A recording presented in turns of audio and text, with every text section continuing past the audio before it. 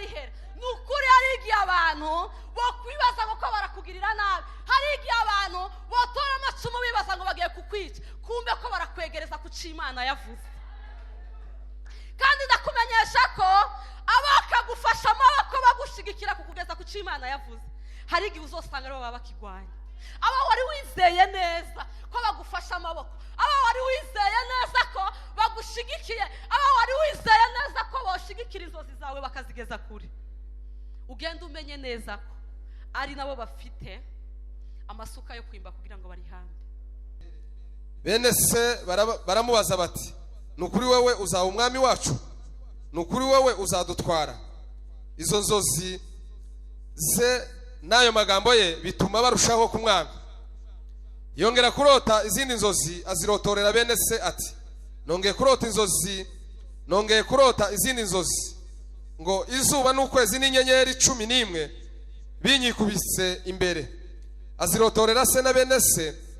Se aramucaha aramubaza ati, izo nzozi ni inzozi ki? Nukuri nje na nyoko na bene so tuzaza tukwikubita hasi imbere yawe? Bene se bamugirira ishari, ariko se aja yibuka ayo magambo. Amen. Amen. Imana igweze umugisha. Amen. Tugiye kuganira ijambo ry'Imana umwanya muto cyangwa munini bivanye nuko Imana iza kubitanga. Tugiye kuganira ijambo rivuga ngo Imana irinda isezerano ryayo. Sinzi ko mubyumvise. Imana irinda isezerano ryayo. Ibintu byose byinshi byavuzwe hano hantu byagumye bikomoza aho hantu. Amen. Imana ishimwe rero ko ntavangiwe, ibintu byatoye umurongo. Umuhagarikizi yasomye ari yahaganisha, indirimbo zaririmbwe ariyo zihaziganisha. Ni ukuvuga ngo umuntu wese atekereze kuri iryo sezerano kugira ngo twumve icyo Imana yashatse ko twumva muri uyu mugoroba. Duheze Imana icubahiro. Haleluya, haleluya, haleluya. Isezerano ni mworihana muri abantu babiri. Isezerano ni ibintu muragana muri babiri mukavuga ngo biragenda uku cyangwa kuriya, umuntu akagusiga akakubwira ati nzaguha iki cyangwa nzogukorera iki cyangwa bizogenda gutya, muri babiri. Byo bintu birashobora gushika cyangwa ntibishika ariko biba zarasezeranywe. Iryo ni isezerano. Twoganira duhuriye ahantu tukavuga ngo ejo mu gatondo tuzohurira hariya handi, hanyuma bigakunda jewe nkahagera ariko we bikakunanira kubera kuri umuntu, kubera kuba wasezeranye ariko utazi bizobejo, bigashika cyangwa ntibishike. Ariko turavuga Imana irinda isezerano ryayo. Amen. Birashoboka ugasezeranya kubera kuri umuntu ntibishike ntibisohore, kubera kutabuze ejo hazoza, kubera kutazi uko haramuka mu gatondo. Ubundi abantu tumenye isaha turimo ariko iri imbere ntayo tuzi. Usezeranya abantu nyine gusa kubwo kwizera, ukavuga ngo Imana nidushoboze ejo tuzobonana, Imana nishoboze ukwezi gutaha zoguha amafaranga ngana gutya cyangwa zokugurira ihuzu cyangwa zogira gutya. Birakunda ukayisohoza cyangwa nturisohoza, ariko muba mwariraganye muri babiri. Ni amakuru aba yabereye hagati y'abantu babiri, ariko turavuga Imana, amakuru y'abantu tuyavugaho cyane. Sezerano jewe nditekerejeho narigabuyemo ibice bitatu. Sezerano ririmo ibice bitatu. Gice cya mbere ni isezerano umuntu aho uwundi dushobora kwita nk'ideni nk'iryo narimvuze, ukavuga ngo nzoguha aya mafaranga cyangwa nzoguha ihuzu cyangwa zogira gutya. Ni isezerano rishira ushobora gusohoza rikarangira. Sinzi ko muhaye mu nyumva. Ni isezerano ni conventionnel ushobora gusezeranya ukarisohoza rikarangira. Umuntu akazavuga ngo yarasezeranyije yararisohoje. Isezerano ry'igiheka rirangira. Ryo ni isezerano rya mbere. Ryo sezerano igihe Aburahamu yakiriye abashitsi babaje kurimbura, ngo baramubwiye ngo igihe nkiki nitwagaruka hano iwawe tuzosanga uhafite umwana w'umuhungu uzoba wabyaye. Bamuha iryo sezerano, bukeye rirasohora. Iburahimu arabyara Isaka. Isezerano bamuhaye riba rirarangiye. Ubwo ni ubwoko bwa mbere bw'isezerano. Ubwoko bugira kabiri natekereje ni isezerano shobora kwita isezerano umugore n'umugabo bashobora gusezerana bahaye bubaka. Kaya masezerano agashingira akavuga ngo umugore akavuga ngo guhera uyu munsi ndemeye ko wowe ubaye umugabo wanje w'isezerano. Umugore nawe akarahira akavuga ngo naje ndemeye ko ubaye umugore wanje w'isezerano. Ni isezerano rya alliance. Iryo sezerano ni isezerano ry'igihango, ni isezerano. Hariho ukuntu abakera bageze bagira isezerano ry'igihango cy'amaraso. Umwana amaraso. Ego, ku mwana amaraso ngira nuko babivuze. Iryo sezerano iryo niriheka, ntabwo ari igiheka, ntabwo ari isezerano rishira. Ni isezerano ushobora guha undi muntu ariko ntutegereze ko rizoshira, rihoraho. Imana ishimwe, Imana ihabwe icyubahiro. Amen. Ni isezerano ushobora guha undi muntu ariko ntutekereze ko rizoshira ukarihorana. Ni nka rimwe Bibiliya ivuga ngo mwishyure amadeni yose ngo ariko musigarane iry'urukundo. Tukishyura ideni ry'urukundo uzorihorane. Ko muranyumva? Kuko sinokubwira ngo ndagukunze uyu munsi hanyuma kubwira ngo rwarukundo ndagukunze nari nakwiye ko ruzogarukira mu kwa mbere, none byarangiye. Ni isezerano rihoraho. Imana yabwiye Isiraheli, irayibwira ngo guhera uyu munsi ndarahiye ko mbaye Imana yanyu, namwe mubaye ubwoko bwanje. Ndavyemeye ntibifite kuvaho n'ibikuka. Guhera uyu munsi ndemeye ko mbaye Imana yanyu, namwe mwemere mumbere ubwoko. Ni isezerano yarabahaye rya alliance. Isezerano rigira gatatu ni isezerano ry'umurage ririmo na kondisiyo. Rya gatatu mva kuri ibyo bice. Ni isezerano ry'umurage ririmo na kondisiyo. Musome mu Gutegeka 28 murabibona ukuntu Imana yasezeranyije Isiraheli imigisha, ukuntu Imana yavuze ngo urashobora kuzoronka imigisha ariko niwemera ugakora uko uzoronka uwo mugisha. Ni ukuvuga ngo ni umuntu ugusezeranya akakubwira ngo niwankorera iki n'iki n'iki naje ndagukorera iki n'iki n'iki. Niwemera ukagira gutya, niwemera ugakora gutya, niwemera ukagenza gutya, naje ndakugirira uku n'uku. Ni isezerano mudashobora guha undi ariko abishizemo kondisiyo. Imana iduheze umugisha. Sinzi isezerano ndibaza muraryumvise uko ndiko narishoboye kuribabwira, ariko hariho amasezerano ushobora kuba warahawe n'Imana yawe ku giti cyawe, hakaba n'ayandi masezerano dushobora kuba dusangiye twese twahawe n'Imana.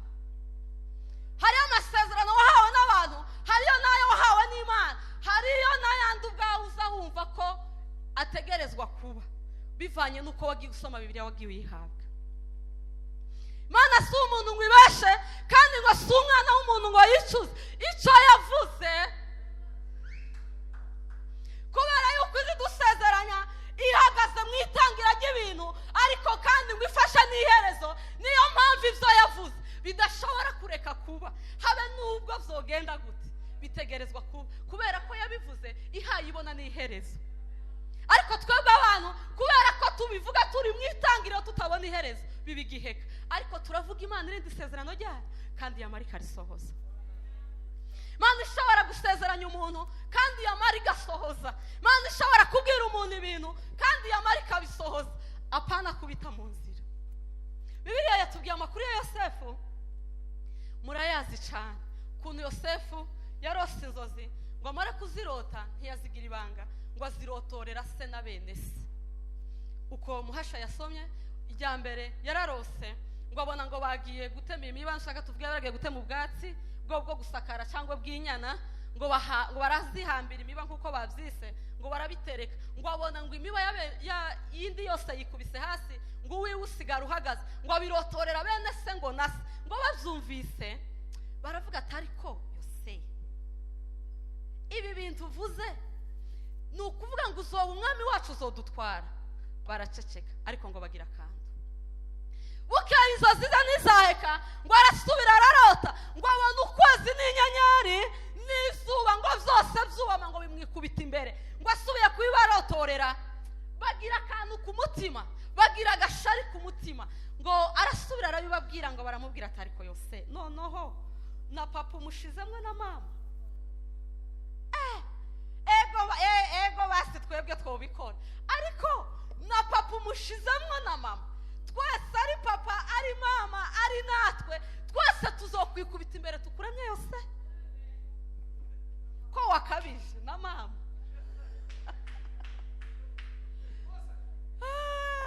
Haleluya. Hari igihe bitazabikenerwa ko twavuga ibyo twaganiriye n'Imana, hari igihe bidakenewe ko biganiriza abantu, kubera ko abantu twuzuye ishari,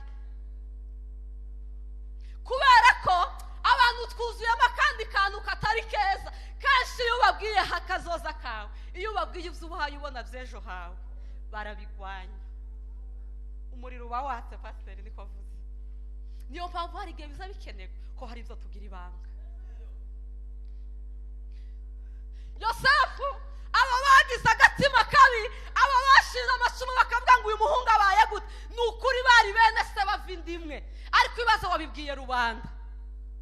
Ibaze ufashe umwanya ubibwiye abandi bantu ntazi, ni ukuri wokira ejo wogira ifaranga, ariko atari uko isi yagenze nabi. Mwene so ntiyobura ufite ifaranga, atari uko isi yabaye mbi mwabavandimwe, ni ukuri wo muvukana ntiyobura ufite ifaranga. Ariko bene se wa Yosefu bagize ako gashari, none abategetse hanyuma nabo bakagirirwa neza, cyari ikibazo. Ariko ibibazo wowe bibwiye n'uwo mutavukana, uhaye ubona ko n'igihe uzokira utazomuha n'urukuta, yogira gute?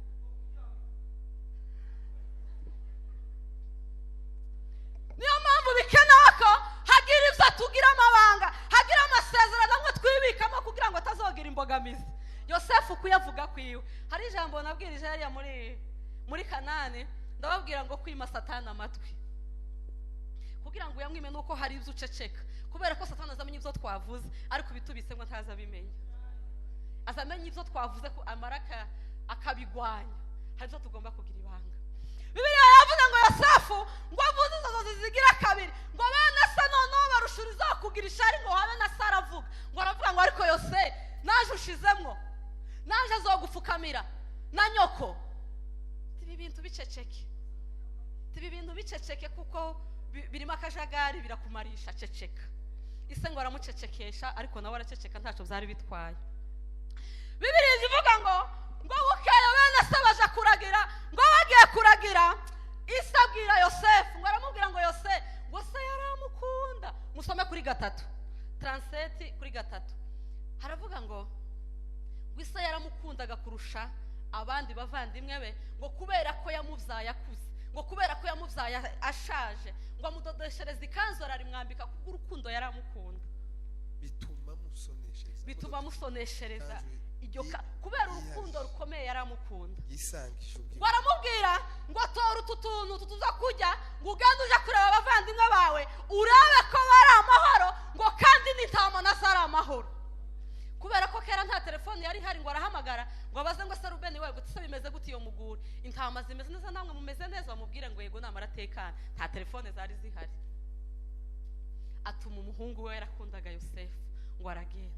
Hanyuma kubera ko agatima kabi bari bafite, bari bamaze kubika mu mutima k'inzigo, ngo bakimubona ngo baravuga ngo dore Karose araje, none ubwaje tubonye okaziyo, tubonye okaziyo yo kumara bijya byose yarose, yo kumara imbaraga bijya byose yavuze, hanyuma tuzoreba hazodutegekera uriya mujinga. Nika ko bavuze nta soni, kandi akagaherezi ngo ko aravuga ngo kazodutegekane na papa, tireka tukereke. Ngo baravuga ngo tireka ashike bagiye inama yo kumwica. Buri imfura bari imfura iravuga ati yeme, aya maraso ya mwene data tuyishireho, aya maraso azotubagweho, atahubwo hano hari ugobo, nimureka rimwe tumushira, azicwa n'ibindi bintu cyangwa bigenda ukundi bizogana. Ariko Bibiliya iravuga ngo yari akeneye ngo bagende, hanyuma ngo aze kumukuramo. Niko Bibiliya ivuga. Yari afite umutima wo kumucikisha. Bibiliya yavuze ngo iyo nama barayumva, ngo bamushiramo, ngo bamaze kumushiramo, ngo babona abandi bantu baje, barababwira ati yeme mureke tumugurishe basi turebe ifaranga. Kuri iyi faranga ziragoye, ariko ifaranga ni mbi, ariko ni nziza. Twobaho se gute tutazifite? Ni ikibazo. Ni nziza. Bibiliya yavuze ngo baramufata baramugurisha, ngo baramutwara muri Egiputa, kubera ko isezerano ry'Imana ritazarihera. Ni ukuri hari igihe abantu bo kwibaza ngo ko barakugirira nabi, hari igihe abantu botora amacumu bibaza ngo bagiye kukwica, kumbe ko barakwegereza ku cyo Imana yavuze. Kandi ndakumenyesha ko abakagufasha amaboko bagushigikira kukugeza ku cyo Imana yavuze, hari igihe uzosanga aribo baba bakigwanya. Aba wari wizeye neza ko bagufasha amaboko, aba wari wizeye neza ko bagushigikiye, aba wari wizeye neza ko boshigikira inzozi zawe bakazigeza kure, ugenda umenye neza ko ari nabo bafite amasuka yo kwimba kugira ngo barihambe. Niyo mpamvu Bibiliya ivuga neza ngo uwiringira umwana w'umuntu avumwe. Bene se abo bavukana nibo bari bakwiriye kumufasha kugira ngo agere ku cyo yarose. Ibo kubera ko bari bafite umutima mubi, bakora inama yo kumwica, bakora inama yo kumugurisha, ariko ibyo byose zari inzira imushitsa ku masezerano, ariko ibo babikoze babibaza ko baraja kumwica. Hari igihe ibyo twatekereza ko bihaye bitwica ari byo bishobora kuba ari bihabije kudukiza. Hari igihe twokizwa n'izo abantu batekereza ko bihaye bitwica.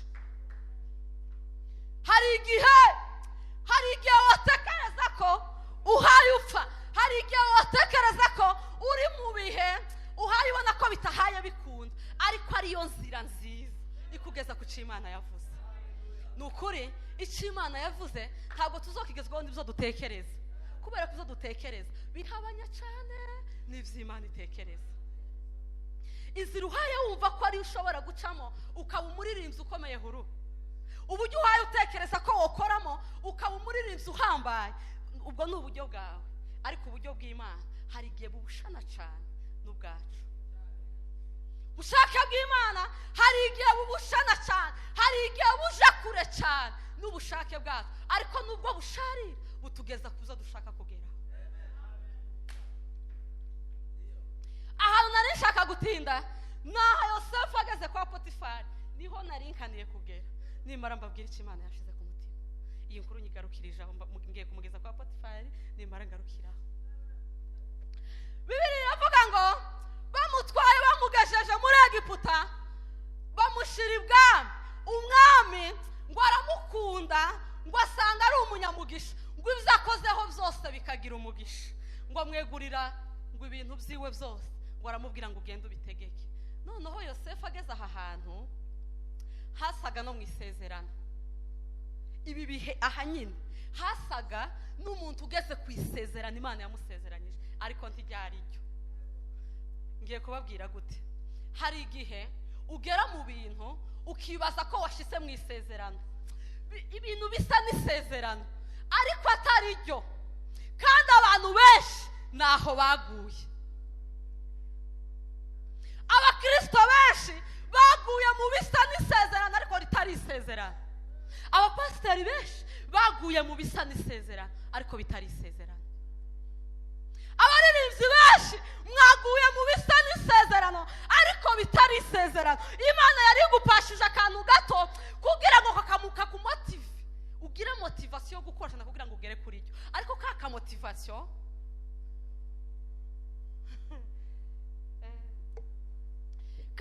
motivation Imana yari iguhaye gasa n'isezerano niko waguyemo. Nukuri mbere hari ibyiza byinshi, imbere hariho ibyiza byinshi. Ibyo byari motivation, byari ibisa n'isezerano, ariko we kubigwamo imbere niho hari byiza. Iyo yari ihamba ry'urugendo, ni ihamba Imana yari iguhaye kugira ngo rigufashe kugenda uhuruke ku cyo yagusezeranije, uhuruke ku byo yagusezeranije, ariko ntabwo ari byo ishaka kuguha. Ni ihamba yari iguhaye kugira ngo rigufashe kugera ku byo ishaka kugeraho, ariko niho waguye kwa Potifari. Ndababwira uyu mugoroba ngo ugerageze uburyo bwose tugwe kwa Potifari. Inyuma yo kwa Potifari niho hari ibindi byiza byinshi. Hirya yo kwa Potifari niho hari ibindi byiza byinshi. Ibyo uhugiyemo sibyo, ibyo urimo sibyo, nirambure hirya yo kwa Potifari niho hari ibindi byiza byinshi. Yosefu ageze kwa Potifari ahagiriye igikundiro, ahagiriye umugisha, abona neza ko kubera ko yari isezerano ry'Imana, iwe yibuka neza ko kwa Potifari atariho ahayaje, si urugendo ruhekera. Yibuka ko inyuma yo kwa Potifari hariho uwundi mugisha kandi yarawuronse. Kwa Potifari yahaririye inyama zitetse neza, ariko ntizamwibagije iyo ahayaja. Kwa Potifari yahaririye imikati isize bureba, ariko ntiyibagiwe, yibutse ko hariho ahandi ahayaje. Kwa Potifari yaharonkeye promotion, ariko yaributse neza ko higiye kwa Potifari hari ahandi. Ariko we muri promotion waronkeye kwa Potifari yatumye ugwa. Umukate waririye kwa Potifari wagukuye mu byizego. Inyama waririye kwa Potifari hari icyo zagukuyemo, hari imbaraga zakumaze. Ariko wibuke ko hirya y'izo nyama hariho ibindi bintu. Nkunda kubibabwira ngo ihamba ry'urugendo rye kukwibagiza impamvu y'urugendo. Kuko nimbura muri Kongo, iyo uraye iwacu hari mu Minembwe, iyo uraye ufite gahunda yo kuja mu rusuku, reka mfate gutyo, wageze ubyuka mu gitondo ugacumba umutsima wa hurure cyangwa wagatimba bivanye n'ifu ufite mu nzu, ugashira mu bitoki cyangwa mu bishurushuru, cyangwa ugashira mu gasashi, hanyuma ugashira mu isakoshi ukagenda. Aho uruhiye iriye imbere cyangwa kukageza ahantu uri bubona amazi yo gukaraba, ukicara ugakaraba, ugakora mu isakoshi, ugakuramo ka gasima umugore yagutekereye, ukicara kukageza ukakajya, warangiza ukarenzaho n'amazi. Urugendo wamara ukarukora neza, ukihuta ukagenda. Nukuri ku gaturiro wahaririye uwo mutsima wahaze, wamara ukagenda, woshikiye uhayuje, kuko uba waronse ihamba. Ndakubwira ngo muri uru rugendo hariho amahamba Imana yaduteguriye kugira ngo adufashe, ariko ayo mahamba nareke kuba impamvu yo kudukura mu mpamvu z'urugendo. Ako gatsima Imana yari gusingirije ngo ufungure, kuko yabonye ko ni wowe ngomba kubwira. Imana yabonye ko mu gihe utaraba umusitare ku rugero, ushobora kuronka byose wifuza, ushobora kuronka byose ukeneye. Yabaye gushingirije gato ati kora kugira ngo uronke uburyo buke mu gihe utarasingira biriya. Ariko buno buryo buke Imana yari guhaye, kera urahaferingi. Ni ukubera iki? Ihamba ryagukanze. Nika kwa kundi uzumwa icayi mu gatondo utegereje ko saa sita bacumba kugira ngo ufungure.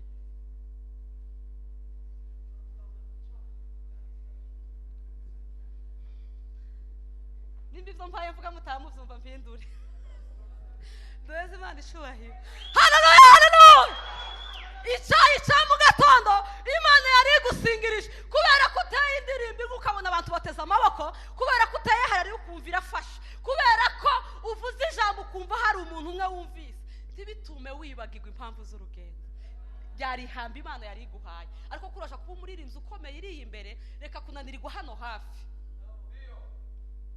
Yosefu yataje kumenya impamvu z'urugendo, aba yarananiriwe kwa Potifari, kubera ko nyirabuja ngo amaze kumwifuza, ngo yari umuhungu mwiza cyane.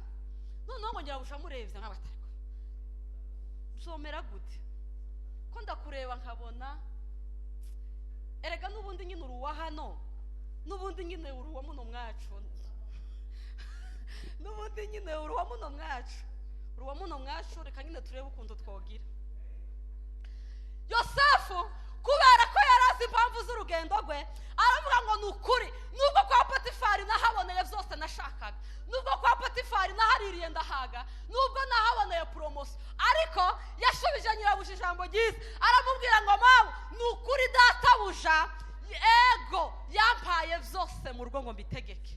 Amatungo yiwe ni jewe jera, amafaranga ni jejera, amatungo ni jejera, ibintu byose ni jejera, ariko wewe tiyigeze kumbwira.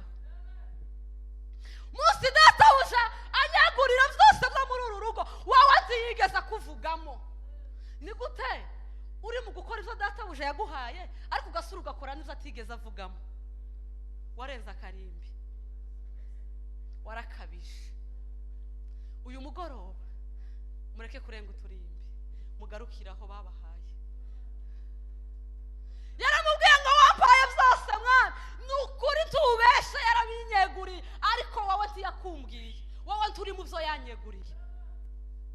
Aravuga ngo ho kugira ngo ntakaze impamvu z'urugendo rwanje, nubwo ibyo ubonye ko ariko byogenda kandi jewe nkaba ntabishoboye, nukuri ndemera ntakaze ibi byose nari mfite hano, izi promotion ndemera zitakaze, iki cyubahiro ndemera ngitakaze, ibi byose umwami yampaye ndemera mbitakaze, ariko sindenga karimbi, sinokwemera gukora ikosa kubera ko nzi ko urugendo rukiri rurerure.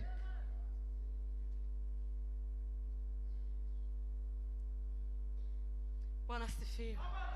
Isezerano ry'Imana umuririmbyi yararirimbye ngo Yosefu ryaramugaragazaga, ariko ryaramugaragaje yemwe, ryaramugaragaje ngo kugeza risohoye ngo nta na rimwe yigeze riboneramo amahoro, kubera ko isezerano riragoye riragwana. Ariko uwo munsi wa nyirabuja ngo yaremeye amusigira n'ikoti ariruka, aravuga ati ndashaka ribe ikimenyetso simusiga yuko hari shari ko kija kuba hano, ariko sinemera gutakaza, kubera ko nzi neza ko ibyo Imana yasezeranyije ntabwo biragera, ndabirindiriye biri imbere. Uri mu kubona ko ukakubwira ngo nukora gutya biragenda gutya, nibigenda gutya biragenda gutya, nugira uko biragenda, ariko nukuri si ko Imana yavuze, ibyo uhaye ukora si byo Imana yavuze.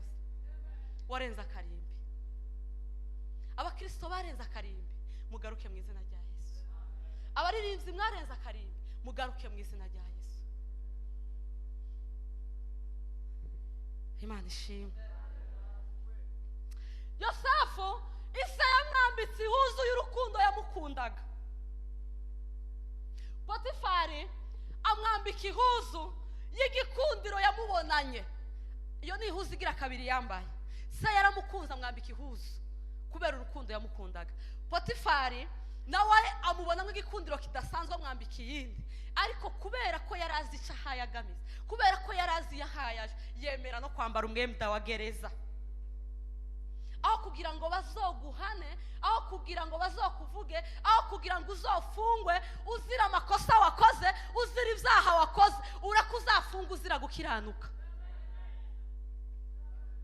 Aho kugira ngo uzavugwe bakuvugira icyaha wakoze, ahubwo uzareke bakuvuge kubera ko wakiranutse. Gukiranuka kwawe kumenywe na bose. Yosefu aravuga ngo nubwo nari nambaye umwenda w'igikundiro nambitswe na databuja Potifari, ndemera mwambure, nemere nambara itaburiya yo muri gereza, ariko ndeke gutakaza, ndeke kugira ibyo ntakaje muri uru rugendo, kugira ngo zasinge icyo Imana yamvuzeho. Ahari ibyo Imana yakuvuzeho wabujijwe kubisingira, no kubera ko ari uturimbi tumwe na tumwe wagiye urenga, kubera ko ari uturimbi tumwe na tumwe wagiye urenga, twatumye utagera ku cyo Imana yagusezeranyije. Ariko reka kurenga karimbi mu izina rya Yesu.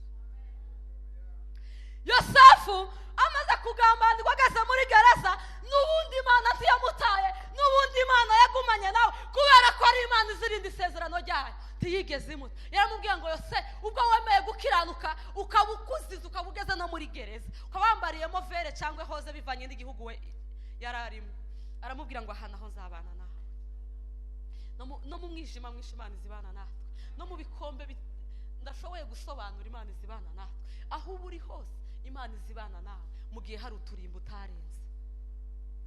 Ngo ahabera umwana mwiza, ngo umurinzi wa gereza, ngo nawe aramwizera, ngo aramufata n'ubundi nawe nyine ngo amugira umurinzi w'abandi barinzi. Ngo bukeye barota inzozi, simbisubiramo cyane, umwanya wagiye, ubwo wese ngo agenda amusobanura, kandi uko yamusobanuriye ku buko nyine. Bibiliya yavuze ngo uwo yasobanurira amubwira ko agiye gusubira ibwami, ngo aramubwira ngo nushikaye uzanyibuke, ngo ashike yaribagirwa. Amaze kwibagirwa, umwami nawe ngo arasubira ararota, ngo aramubwira ati nzi umuntu uzusobanura inzozi, ati ntaza ahusha, ati ni Yosefu ujya wafunze, kubera ko ari Imana irinda isezerano. Haleluya, haleluya, haleluya.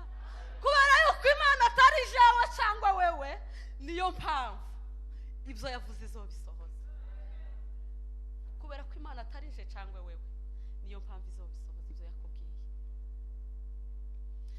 Ngo umwami aravuga ngo nimugende mumusohora muri gereza, azambwira ibi bintu ndose simpaye mbimenya. Ngo bamucisha muri saro baramwogosha, ngo bamwambika neza, ngo agera ibwami, ngo abwira umwami iti bimeze gute. Umwami aramurotorera uko yarose.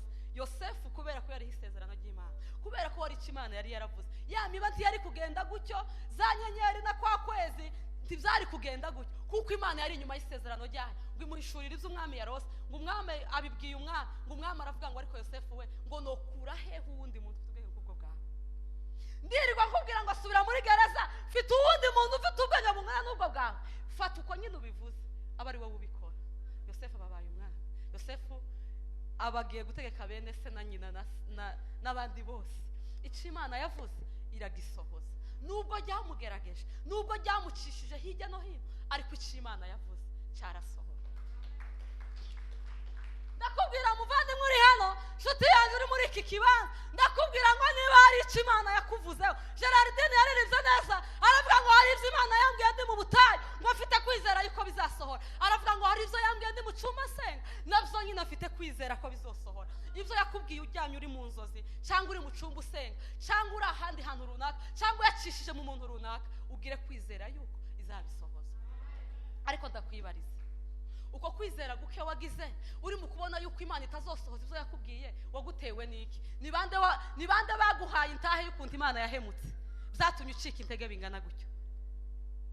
Hari umuntu wakwicashije ngo agushingire intahe, ngo akubwire ubuhemu bw'Imana kugira ngo wumve ko nawe kwizera kocika, ureke kwizera ibyo yakubwiye.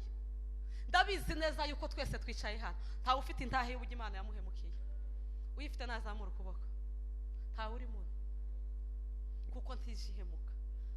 Bibiliya ivuga ngo se ko muri babi, ngo ariko mukaba muzi guha abana banyu ibyiza ngo babibasabye.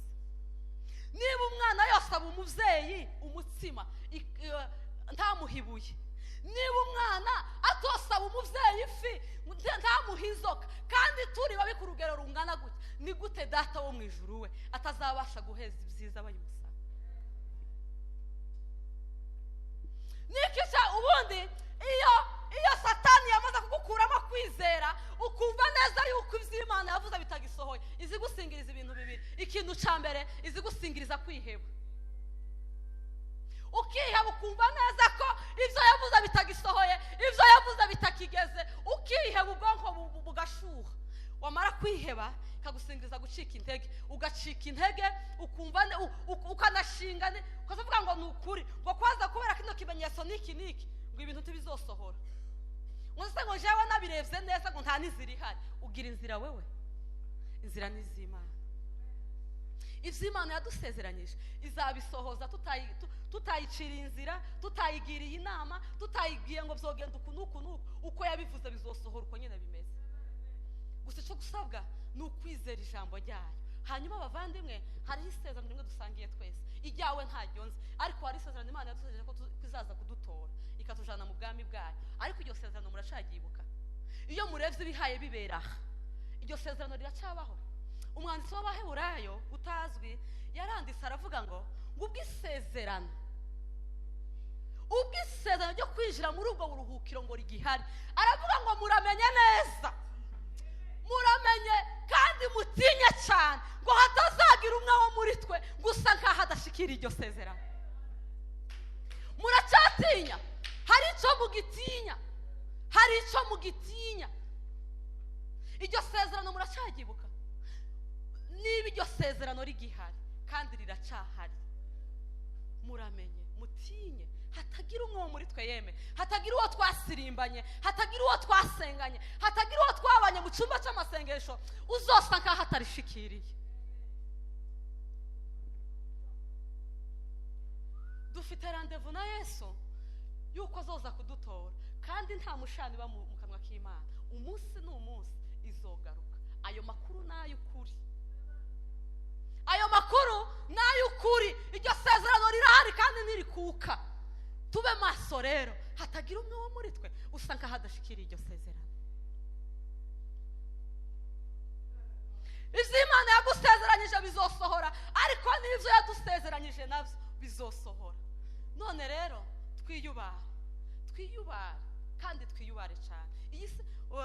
Bishop Deni yigeze kunezerwa umunsi umwe aravuga ngo ni ukuri, ngo jewe ndebye ibintu bihaye bibera hano, ngo ndimubona nkaho itorero ryagiye. Ati ibintu biri mu gukorerwa aha munsi y'izuba, tijewe ko ndavyitegereza nkabona nkaho n'aho itorero ryagiye gusa ntitwamenye amakuru. Ibintu bihaye bikorwa n'aho itorero ryagiye ariko riracari ko tugihari. Twiyubare, ibi ni ibihe by'imperuka Pawulo yabivuze neza, yari yabibonye. Twiyubare cyane, dutinye cyane kugira ngo iri sezerano tazoshikira abandi abo twabwirije ariko twebwe twabwirije tukagyiburamo. Muririmbyi yaririmbye neza aravuga ngo waba wararuhiye iki ujya munsi utabonye Yesu? Waba wararuhiye iki? Wararirimbye cyane, warasenze cyane, warabwirije cyane, warujujwe cyane, ujya munsi utabonye Yesu, waba wararuhiye iki? Kuko isezerano ryo kuza kwa Yesu ntirirashira riracahari, ariko niba utagiteguriye waba wararuhiye iki? Niba wumva ko kwizera kwawe kwatakaye, ubundi Bibiliya ntije ivuga ngo umuntu wasambanye ntazoja mu ijuru. Bibiliya ntije ivuga ko umuntu wibye atazoja mu ijuru. Bibiliya ntije ivuga ko n'uyu atazoja mu ijuru aziregajeyo. Ariko Bibiliya iravuga ngo ntibishoboka yuko utizera yabona Imana. Utizera ni ukuvuga kwizera n'icyaha kirenze ibibindi, uzobyihana ibyo nta kibazo, ariko kwizera mwizera icyo Imana yavuze kuko ntizibesha.